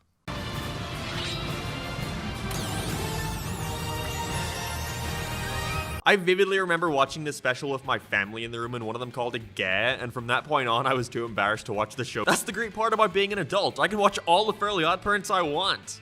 Wishology Part 3, the final ending, picks up right where the last left off. Well, that is after a Star Wars scroll parody that uses bloody Comic Sans. But still, Timmy has just been sucked into a black hole as his family and friends look on in horror. Except, no. Timmy is back home and everything is fine apparently. When he jumped into the darkness, he supposedly destroyed it, and now the world is back to normal. Although they definitely go out of their way to make sure you're aware that not everything is right. Cosmo and Wanda are acting strange and are eager to make Timmy as happy no matter what. Timmy Turner, you did not defeat the darkness. You're in the darkness! I'm telling you, all these moments blew my fucking mind. I did not see any of it coming. Of course, this is when we find out that in a scenario much like the finale to Gravity Falls, Timmy's in fact still in the darkness, where it's created a perfect world to make sure he stays there, where he's then rescued and welcomed back by all his friends and enemies, ready to take down the darkness once and for all. This one is much better than the last and feeling like a continuation. Basically, the entire thing is one big epic showdown, where they even further continue to up the stakes. At this point, the Darkness orders his Eliminator bots that he in fact doesn't want Timmy eliminated, but instead wants him brought to him alive. Boy, you think you would have said that sooner, you would have had a 10-year-old corpse in your hands. This was confusing at first until I realized what they were going for. Here we see the mean robot, you know he's the mean one because he wears a leather jacket, going rogue and wanting to not only destroy Timmy, but the Darkness too, taking over Earth with his newly acquired fairy magic. I'm still not a fan of the fact that all these parts feel so segmented. You can tell the writers are really trying their hardest to make sure you feel this is the thrilling finale, building up to an epic showdown. But again, they do it through very contrived ways. Like they have a cool fight where Timmy and the robot face off using magic against each other, giving him a foe that basically has the same powers as him, which is great. But because they don't want the characters having a power that lets them do whatever they want, they work around this by having Cosmo wish all the wands in the world away. Glad to see it's just as contrived as ever. And Timmy also finds out that he has to go and find a third wand. Like I said before, very repetitive. I do appreciate that they do more with Turbo Thunder here. He was severely underutilized, and I guess Butch realized that if he got a celebrity like Brendan Fraser in the booth, he might as well give him more than a few lines to do. So here he becomes Timmy's mentor, trying to train him to take on the darkness. We even learn his sad backstory, which is literally the exact same as Flappy Bob's from School's Out the Musical. A much better special. This training comes off so pointless though. Again, Timmy doesn't fucking learn anything throughout this special. There's nothing he needs to unlock inside himself to save the day. And it's almost like the writers were aware of this too. After like a minute of training, Timmy gives up, and so Turbo Thunder simply just gives him the power necessary to defeat it. Way to go, Timmy, you sure earned that. It's not a huge deal. These 3 parts are so jam-packed full of content that you honestly barely notice, but it's still something I feel would have elevated it even further. The worst thing they do though is the ending, which is honestly pretty anticlimactic considering they've spent the last 3 hours building towards it. Basically, Timmy along with all the fairies in Fairy World devise a plan to put a stop to the Eliminator. However, the battle itself is sorta nothing. They just kinda fly around for a while and Timmy uses all the explosives he was gonna use to blow up the Earth to blow up the robot. While they're still on Earth. I don't think that's how it works. It's hard not to compare it to the final battle from Abracatastrophe, which shows Timmy and Crocker duking it out all over the world, even in Butch Hartman's office, fighting in the desert and jumping across fucking atoms. Before the final confrontation between the two being this amazing moment where to put a stop to his power, Timmy is forced to tell his parents about Cosmo and Wanda. That shit fucking rocks. Now compare that to this, where after defeating the Eliminator once and for all, Timmy uses all the wands he's collected to shoot the darkness. Not to destroy it, but to be nice to it, turning it into the kindness. What is this, a Steven Universe episode? Friends. Now it's not bad because it's not a super action-packed bloodfest where Timmy recites Bible verses before kicking the darkness in the dick. But nothing in this whole 3 hours ever implied that the darkness was nice. The reason for this is, well, anytime it got mad and killed a civilization, it's because it was provoked. And that's supposed to justify it? Like, the darkness can talk. I feel like this could have been explained pretty well. But it just bothers me because that clearly wasn't where they were planning on going with this, and was just added at the last minute. Timmy suddenly just wants to forgive it for everything it had done, but he seriously has no reason to come to that conclusion. Especially in such a high-stakes moment where the whole universe is at risk. But still, the darkness has been forgiven and everything can finally go back to normal. I'm erasing everyone's memory and you'll go back to being the not-chosen bucktooth loser boy. I don't know why, but Kid Me never even considered this and was seriously holding out hope that the events of this would remain canon. I was so sad. And with that, that's the Wishology trilogy. Ended on 4 fucking gags, they really couldn't help themselves. Just kidding! Brain freeze!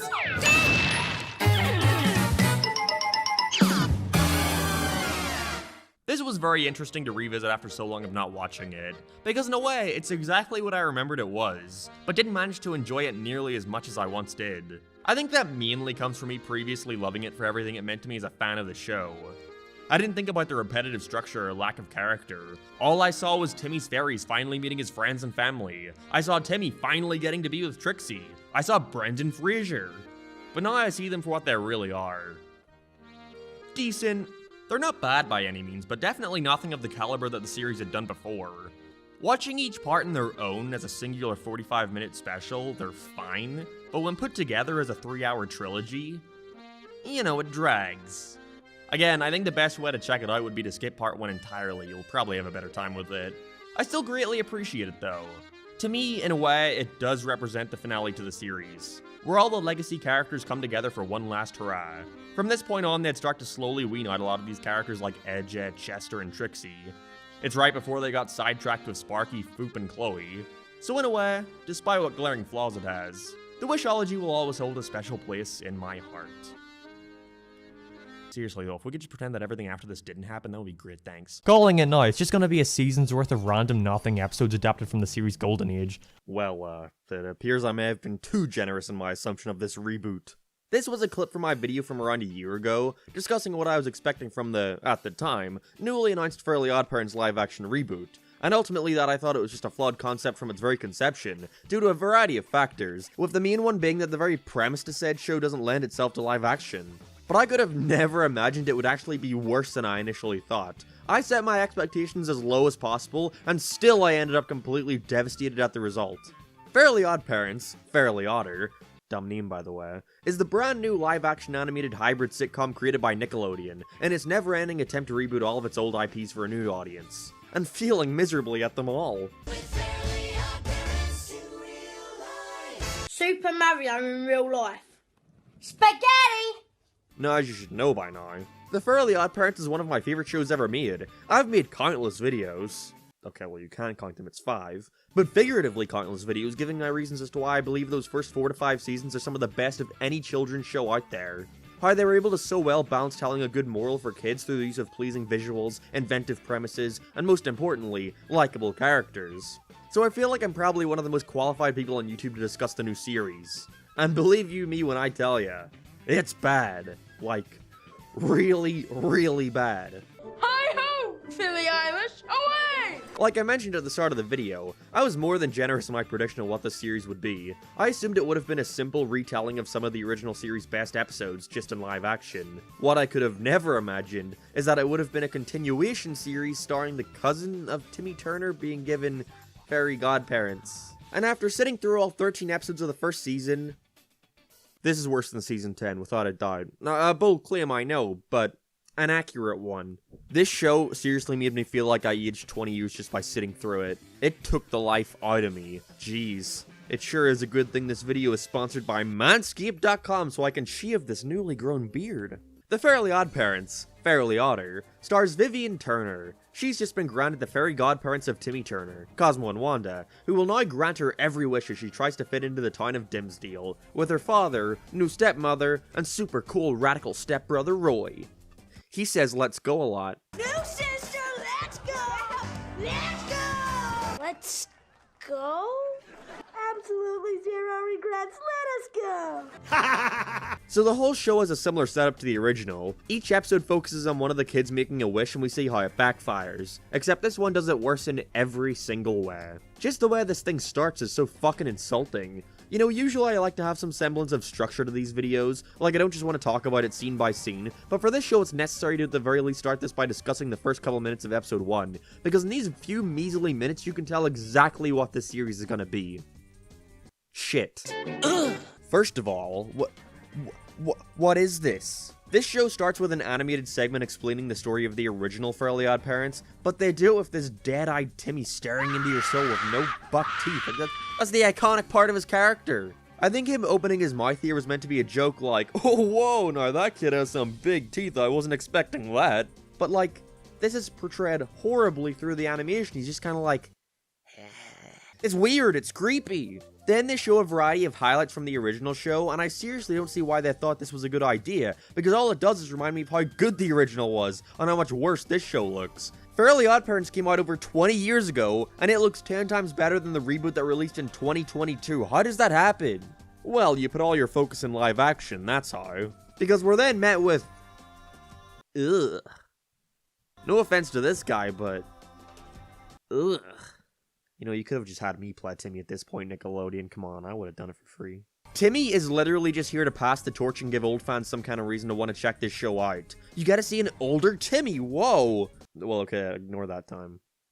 And that time. Whoa, definitely ignore that one. They continue to do this thing throughout the series where they'll bring Timmy up for no reason other than reminding you of the original, I guess. Like at the ending of one episode where Vivian is eating lunch on a school bench and they pan down and zoom into Timmy's name, which was written on it like, why do I care about this? What does this mean? The biggest problem with the story of this show is that Vivian doesn't really deserve fairies at all. Literally every single person knows the most basic rule of them all, and that's that only miserable kids gonna have fairy godparents. But Vivian has no reason to be miserable at all with the life she has. Their justification for this is that she's nervous to be moving into this new town with new people. But if that qualifies fairies, then that shortage would have happened a lot sooner than season 10. Let's compare Viv to Timmy for a second to see what I'm talking about. Now, Timmy went to an awful school filled with bullies, and a teacher who constantly picked on him and gave him Fs. His crush didn't even know he existed.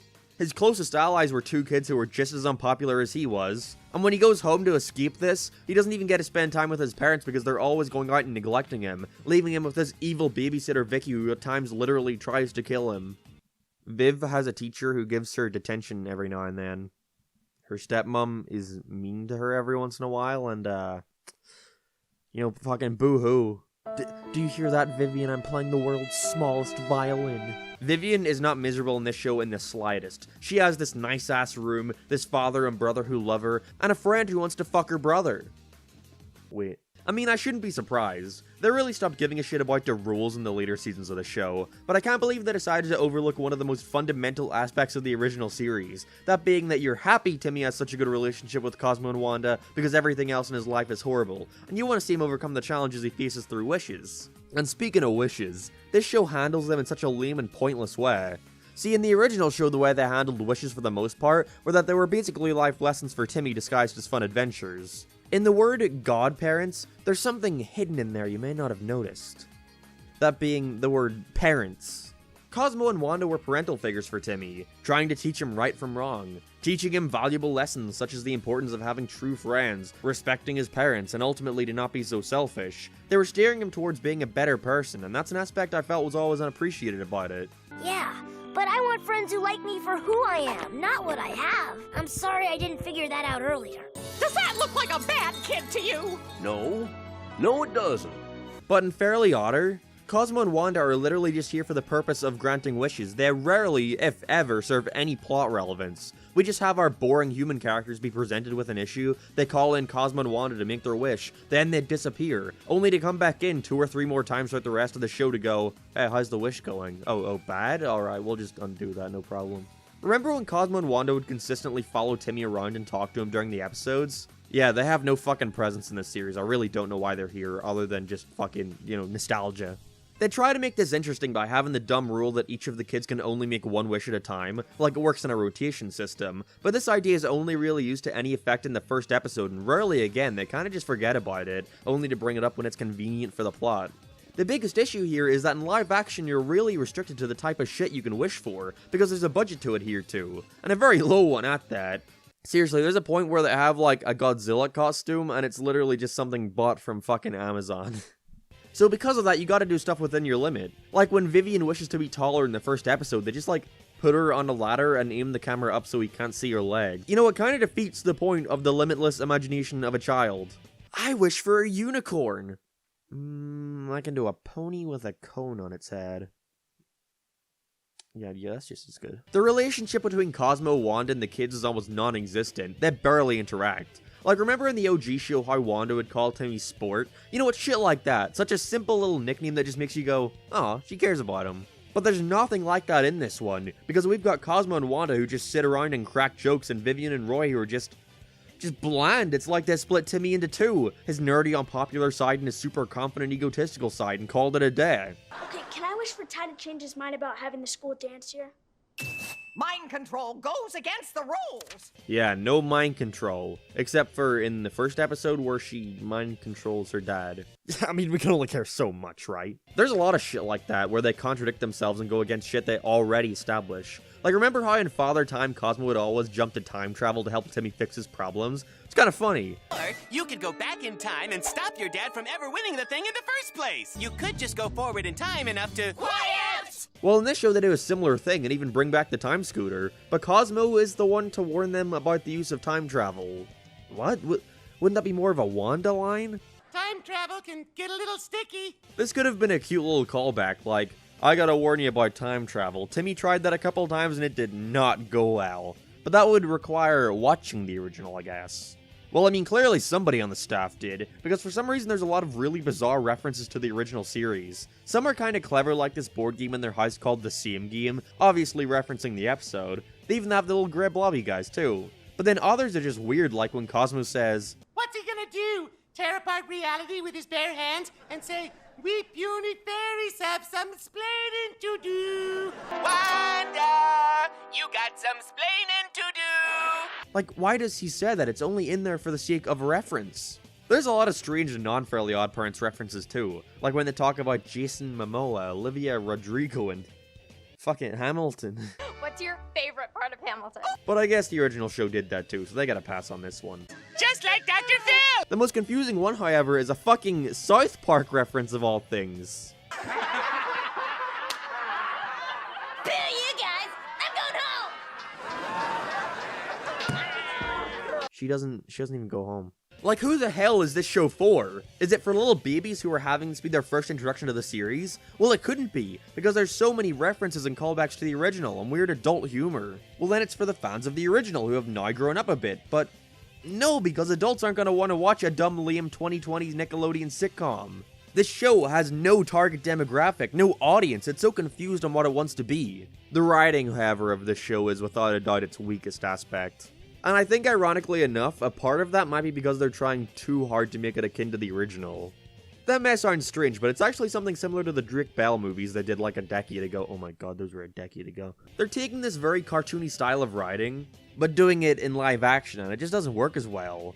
We've got all the famous Butch Hartman classics such as weird overacting and characters screaming in place of joke. What kind of person would want to go to that snooze fest? Character says long drawn out thing, then people keep repeating it because repetition equal funny. Okay, do you expect me to apologize for reconnecting with my high school sweetheart last week, marrying her on a whim, quitting my job, selling our house in Oldsburg, and moving to Dimsdale to live with them? Because now that I say it out loud, I realize that was nuts, so I will. And of course everybody's absolute favorite. And then the opposite happens. Who hates surprise parties? Your cousin really sounds like a mess. She's not a mess, she just doesn't like a lot of attention. Because she's a mess? She is not a mess! Oh god, I'm a mess! But I could ignore that shit if the humor wasn't so unbelievably cringy. Like, you know how much I hate using that word, but that's just what it is. Yeet, yeet, mother daughters! They are constantly referencing shitty memes, saying YOLO, yeet, flossing, talking about the hashtags and TikToks, and they for some reason think that substitutes as a joke. Like, is there really any kid out there who laughs at this shit? Honestly. Oh wait, I'm supposed to laugh now because the laugh track is telling me to. Whoever is control of the soundboard for this show was way too generous for what they considered a joke. This fucking fake crowd never shuts up. The laugh track got so annoying that I literally couldn't stop thinking about it and wrote it down twice in my notes by mistake. The most laughable thing at all is that in the last couple episodes they actually try to start taking things seriously and tell a story with their characters, as if we've somehow grown to care about them over the past dozen episodes. Now there is actually one little plot detail that I think was cool in this show, but they completely squander it. And it's that Vicky from the original series has now become a teacher. That's a decent concept. This show has a lot of dumb attempts to insert characters from the original, like having another Bucks Aplenty kid, but he's just unfunny. But this Vicky one works, as I was especially interested when they showed that she one day happened upon Crocker's old secret closet, and found out about the existence of fairies, which reminds her of all the weird shit that happened to her when babysitting Timmy. Now that's actually a cool idea, taking something from the original and expanding upon it. But all this leads to is her helping Crocker escape from the mental asylum he's at to come and kidnap the fairies, and he succeeds in getting transported to Fairy World. Oh shit, what's he gonna do? And the other times this happened, it's led to some of the most intense and cool moments of the series. What are they gonna... Oh, he gets caught and arrested off screen and put in a fairy prison where... What? Oh my... Why did... No, stop showing him. It's not meant to be seen from that angle. Why? I've avoided going in depth with it for too long, but the animation in this show is next level cheap. It reminds me of one of those old Flash PC Fairly OddParents games. Like, literally, it is that quality. No exaggeration. What's wrong, Timmy? It's all the stupid homework Mr. Crocker gave me. The show has this really weird fixation on integrating a lot of the 2D Butch Hartman art into sets. Like, every time they show Crocker before he comes into the show, he's shown as a 2D character, and everyone just accepts this. Like, what does Vicky see when she looks at this? Also, why is he fucking front-facing? They never did that in the original. In Timmy's bedroom, he's a framed photograph of his bedroom. Is that supposed to be a Butch Hartman version of Roy? You could have just asked him to draw it himself. He does commissions.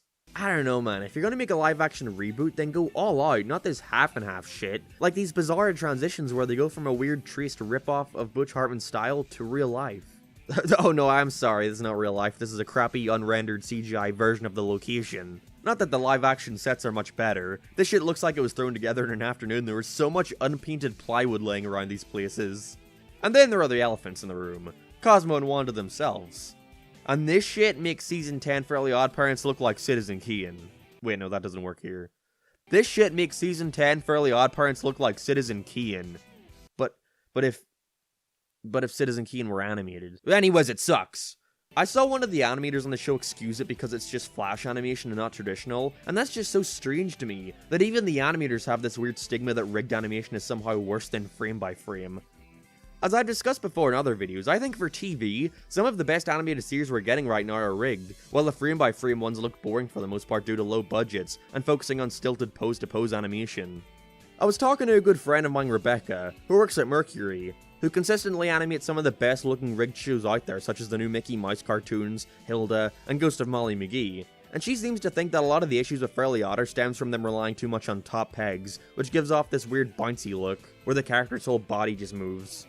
And the posing not being very good. Like, the original had pretty clear guidelines to follow. Keep things straight and jagged, not whatever the fuck is going on here. They've made all these weird subtle design changes to Cosmo and Wanda that just leave me scratching my head. Like rounding out their feet or giving Wanda this strange little fucking tangent in her hair. Or the fact that they have these ugly looking, like, gradients, like, shading them. Like, no, ugh. It's not a good sign when Ned's Declassified could integrate these characters to live action better than the actual show.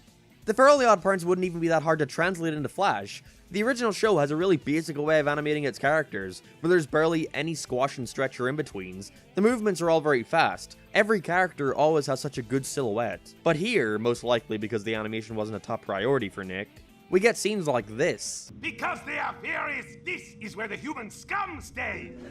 Like, this is just unacceptable. I don't know, dude. I wanted to sit here and make a big hour-long video shitting all over this thing, but there really isn't that much to say that isn't already clear from simply watching the thing. Watching this show just made me miserable at the fact that Nickelodeon really mistreats this IP.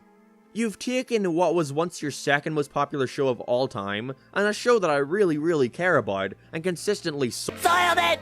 Soiled it! Soiled it! Arguably more than any of your other ones. At least a majority of those ones are able to remain dormant, and aren't resurrected every decade to shit on his legacy further.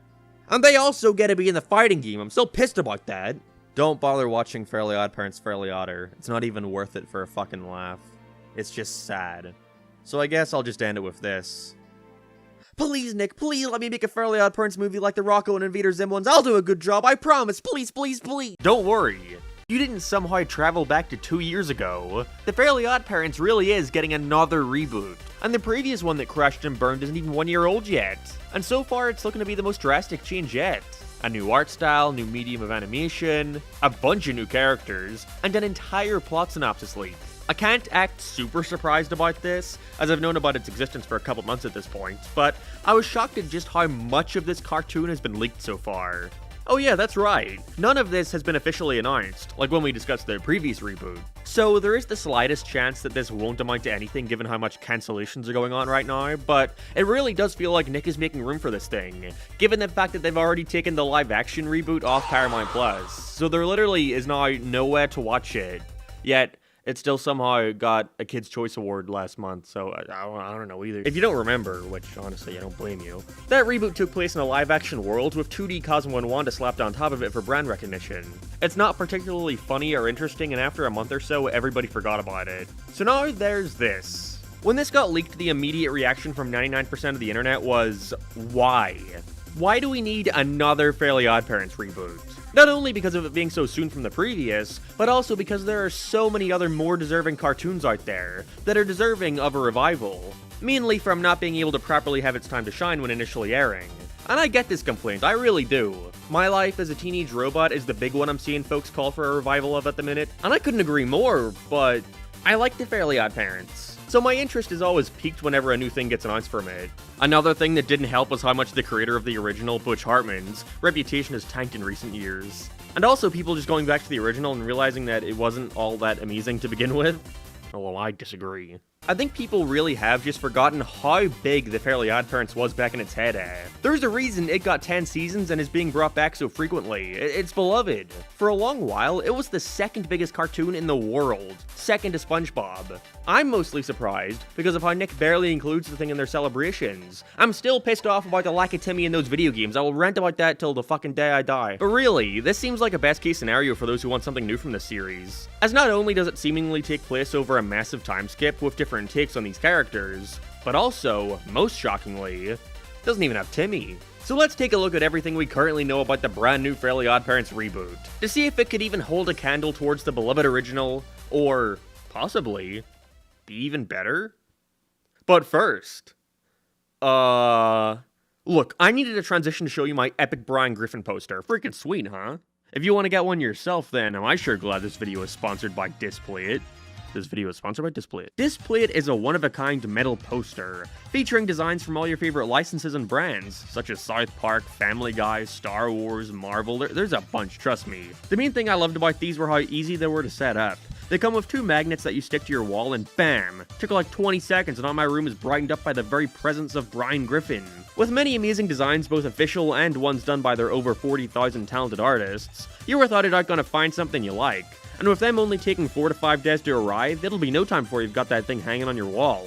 Check out my link in the description, and check out some of their fantastic posters. And thanks to Display It for sponsoring this video. So, how does this compare to Nick's last failed attempt to bring back this beloved franchise? Well, it's a complete 180 first of all. The most notable aspect of this reboot would be the shift to entirely 3D animation. Now, on paper that sounds like a nightmare, given how, you know, every single other time the series has been translated to 3D, it's been sheer and utter nightmare fuel.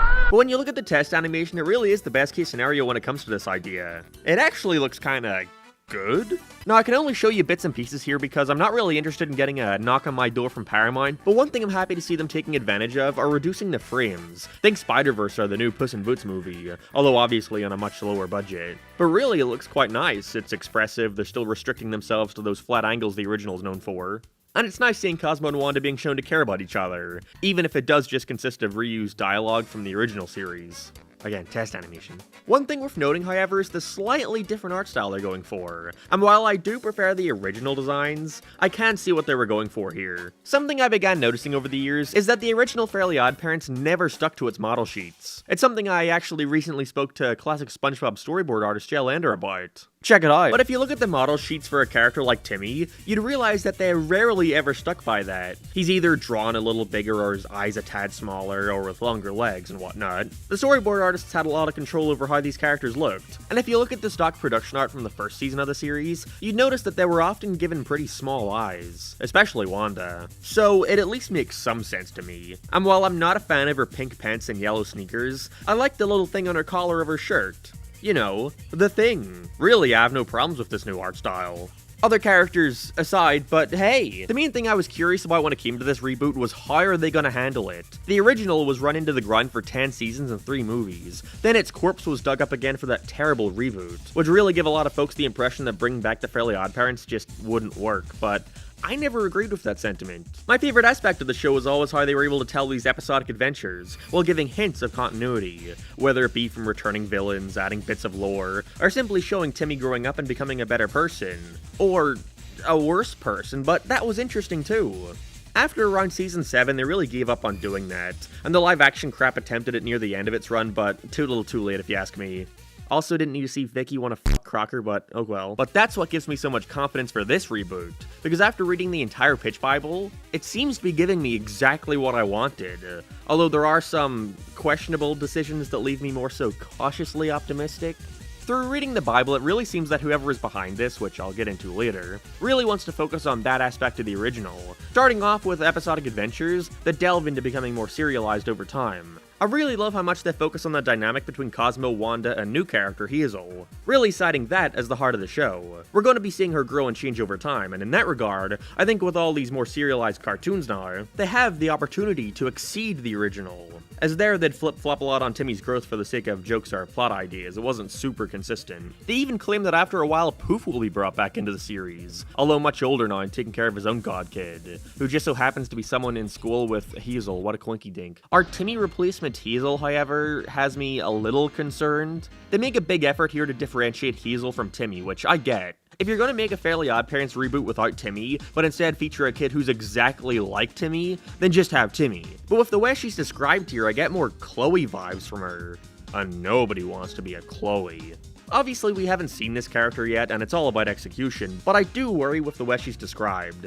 You know, it's one of those things where you're asked during a job interview for some of your weaknesses, but they don't actually want to hear your weaknesses, and so you take a positive and try to spin it into a negative. It's full of that. Like, Chloe was perfect and everybody loved her, but sometimes she cared too much and made mistakes. Yeah, that's worth fairies. Fuck, I stubbed my toe last week. Can I get some too? I get similar kind of vibes from Hazel, her character description listing such phrases as, she's smart, she's caring, and she's quirky. Quirky is a word that is slowly making me want to tear my fucking eyes out whenever I hear it. To me, the appeal of Timmy was that he was a little shithead. He was selfish and irrational and oftentimes played the straight man to Cosmo, Wanda, and all the magic surrounding him. What do you think, Timmy? I think I'm calling the cops. Again, I don't want a character who's exactly Timmy because I have the original series for that, but I'm hoping with Hazel they show some kind of restraint, which I can see them doing. They list all these positives, but show some sort of nuance to it, such as her seeing situations as very black and white, which can create scenarios where she screws up, or how she's intelligent but lacks critical thinking. Again, this could very easily go either way, so hold out my thoughts until we see it in execution. One thing I'm curious about though is how the world reacts to Hazel. Like, why does she have fairy godparents? The reason they list here is that Hazel is moving to a new town with her dad, and her older brother isn't going to be coming with them, which is leaving her feeling very introverted. Boo-hoo. Timmy was a bratty kid, but you sympathize for him because he has a miserable life. His parents were never home, the dickheads couldn't even be bothered showing up for the intro. He had to deal with a mean babysitter all the time, he got bullied at school, had like 3 friends, the girl he liked didn't even know his name. I'd be a fucking prick too if I had to live in this world. And I'm already a fucking prick, can you imagine that? And therefore, you're happy that he has some positivity in his life in Cosmo and Wanda. But that kind of harshness where the entire world is beating down on one character isn't really seen in many shows nowadays. I feel it's a very 90s and 2000s underdog way of approaching stories. But here, Hazel just being a little introverted doesn't seem like it warrants getting any wish she wants granted. Also, when does this take place? It mentions Cosmo and Wanda having been on break for 10,000 years, so like, Does this show take place in the year 12,023, or is this going to be in its own separate canon where Timmy never existed? Honestly, that would make me a little upset. Fairly Odder definitely went overboard with the Timmy callbacks, using it for a simple fan service, but being in a universe where he never had Cosmo and Wanda, I don't know, makes me sad, purely for nostalgic reasons, but still. I don't know, maybe you could have Cosmo and Wanda act a little differently after experiencing all their adventures with Timmy, be a little wiser, or maybe in smaller ways, like we could see the Timmy wall from inside their castle, I don't know. I would just like it if they at the very least acknowledged him in some form. Because oh boy, do some of these new characters not give me a lot of hope for the secondary cast. We have Win, who has purple hair, a cool cap, and skateboard. There's like a whole paragraph about them, and it's just constant gawking at how cool and perfect and loved by all they are. What an interesting character. Then there's a kid who owns a popular ASMR channel. We even get a sneak peek at returning characters like Jorgen. I actually like what they do with him. Given his obvious inspiration from Arnold Schwarzenegger, it's a funny idea for them to basically make him what Arnold is now, just a nice old dad figure. I don't really care for any of the listed plot synopsis they give, like this tech guy becoming obsessed with fairies after becoming confused as to why Hazel is the only kid not to want his new app. That kind of stuff makes me recoil, but at this rate I've just accepted all this modern stuff being in cartoons, you can't fight it. But I will say, overall, I am confident. I won't say what the names listed are, but it seems the folks developing this had experience writing for Craig of the Creek and Infinity Train. Two cartoons I've barely seen, but hear a bunch of positive stuff about. And so that at least gives me some sort of confidence that this could be good. Especially given how it really does come off like they want to add a lot of heart to the show, and care about it being good, as opposed to that other reboot. But really only time will tell. Who knows when we're going to hear next about this thing. Might not be till next year, or maybe Nick will cancel it altogether. If there's one thing we can all count on though, it's that the Fairly OddParents will never die. It'll go on forever. And ever. And ever. And ever. And Baba Booey!